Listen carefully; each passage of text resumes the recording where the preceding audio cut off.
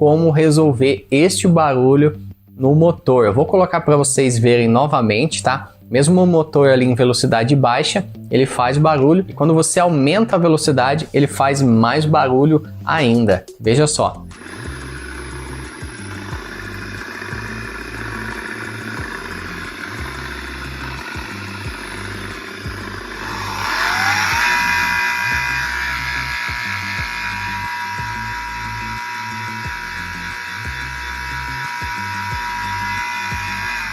Então eu vou mostrar como resolver isso, mas antes, deixa aí nos comentários, tá? Se vocês adivinham o porquê esse motor está fazendo barulho. Deixa aqui embaixo nos comentários, tá? Se é um problema aí de estator, induzido, tá? Coroa, engrenagem,